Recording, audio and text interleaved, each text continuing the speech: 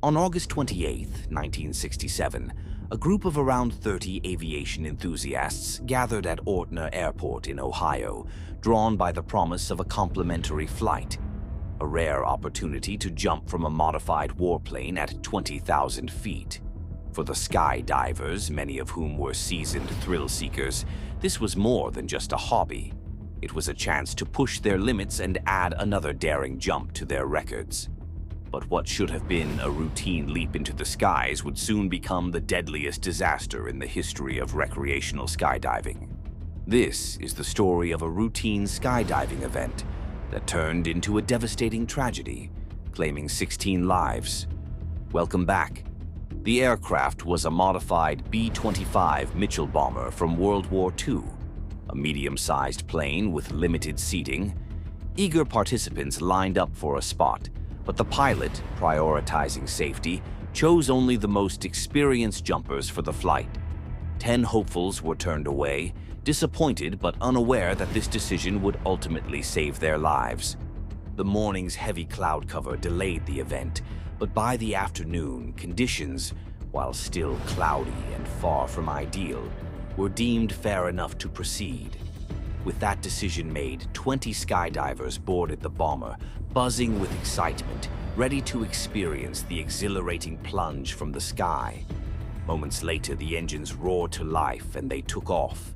Shortly after the B-25 takeoff, a single-engine Cessna 180 also departed Ortner Airport.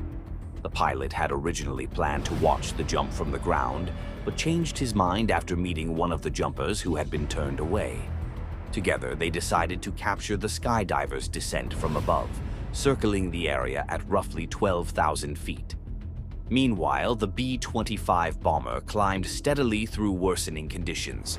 With dense cloud cover obscuring visual landmarks, the pilot had no way to confirm his position visually. The bomber's limited onboard navigation equipment provided little help, leaving the crew fully reliant on Cleveland Air Traffic Control for guidance. As the B-25 climbed steadily, the pilot turned towards the Cleveland radio station to get a positive navigational fix on Ortner Airfield and proceed toward the drop zone. In the 1960s, with GPS still years away, pilots relied heavily on radio beacons, fixed signals that helped guide aircraft across the skies. The B-25's pilot checked in with air traffic control, reporting his position near the Cleveland beacon. The controller, confident in what he saw on his radar screen, provided the bomber with a heading that should have placed them about 6 miles from the drop zone. Moments later, the Cessna pilot radioed air traffic control as well, unable to spot the B-25 through the haze. Concerned, he asked for clarification on its position. Scanning his radar, the controller could only see one aircraft in the area. Believing it to be the B-25, he assured the Cessna pilot that the bomber was likely about 6 miles ahead. What the controller didn't realize was that the aircraft he was tracking wasn't the B-25 at all. It was the Cessna. The two planes had unknowingly switched roles on the radar screen. Meanwhile, the B-25 was already much farther off course, flying over the icy expanse of Lake Erie, roughly 12 miles from the intended drop zone. The controller knew that 2 aircraft were in the area, the B-25 and the Cessna. Yet, when he looked at his radar, he could only see one target. Since the B-25 had already strayed roughly 12 miles off course, well beyond the intended drop zone, it was out of radar range by the time it first contacted air traffic control. As a result, it never appeared on the controller's screen at all. The lone aircraft the controller had been tracking the entire time was actually the Cessna. Yet, believing the B-25 was the only aircraft visible on radar, and assuming the smaller Cessna was either too far away or flying too low to register, the controller mistook the radar blip for the bomber. Unaware of his mistake, he confidently guided both aircraft under this false belief, unknowingly setting the stage for disaster. A short time later, the controller radioed the B-25 crew once again, this time confirming they had reached the designated drop zone. Unaware of the error, the B-25's crew believed they were just 3 miles from their target and began preparing the skydivers for the jump.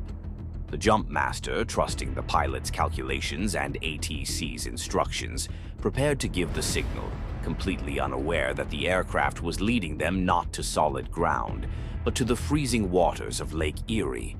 When the signal came, the jump master gave the order, and 18 skydivers leapt from the plane in rapid succession, eager to begin their mid-air maneuvers. Despite the golden rule of skydiving, never jump if you can't see the target, the thrill-seekers leapt into the unknown. The bomber continued to climb, still unaware of the grim fate unfolding below. The skydivers plummeted through the thick cloud layer, expecting to emerge above their intended drop zone. Instead, they broke through at 4,000 feet and found themselves staring down at the icy expanse of Lake Erie. Realizing they were miles offshore, the jumpers faced a grim choice: act fast or die.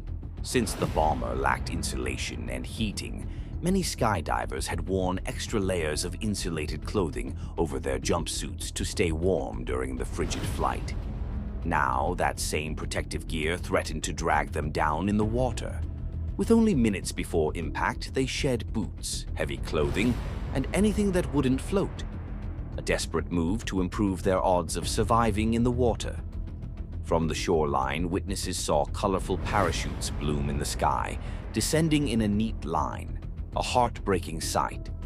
One by one, the jumpers touched down in the icy waters of Lake Erie, their splashes swallowed by the churning waves. On the beach, an off-duty Coast Guard member witnessed the descent and frantically scrambled to organize a rescue effort. But the lake's turbulent waves, rising up to 4 feet, made survival an uphill battle. Far above, the B-25's crew continued their mission, unaware of the unfolding tragedy. The remaining 2 skydivers eventually completed their jump over the intended drop zone, 20 minutes after their fellow jumpers had plunged into Lake Erie. When the bomber finally landed, the crew had no idea what had happened. In the water, 2 men, Bernard Johnson and Robert Coy, fought for survival.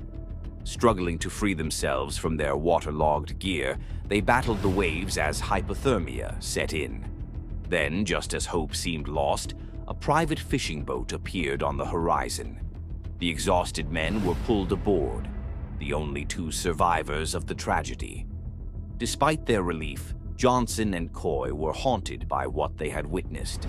As they drifted in the water, they had seen another boat pass just 20 yards away, its crew seemingly aware of their presence, yet choosing to ignore their cries for help. The identity of that mysterious vessel remains unknown to this day. In the days that followed, Lake Erie surrendered the bodies of the remaining 16 jumpers, their lifeless forms discovered along with abandoned parachutes, helmets, and gear. The tragedy shook the skydiving community to its core. Investigators soon confirmed the chilling truth. A simple yet devastating navigational error was to blame. The air traffic controller, working with the standard equipment available at the time, mistakenly identified the Cessna's position as that of the B-25. Given the limitations of 1960s radar technology and poor weather conditions, the controller believed the bomber was positioned correctly over the designated drop zone. Acting in good faith, the B-25's crew followed these instructions, unaware they were miles off course. This tragic misunderstanding ultimately led the skydivers to land in the icy waters of Lake Erie instead of the intended drop zone. The National Transportation Safety Board laid blame on both the pilot and air traffic control. In response, skydiving regulations were overhauled to improve navigation, jump safety protocols, and weather assessment procedures. Yet, despite these improvements, the Lake Erie skydiving disaster remains the deadliest in the sport's history.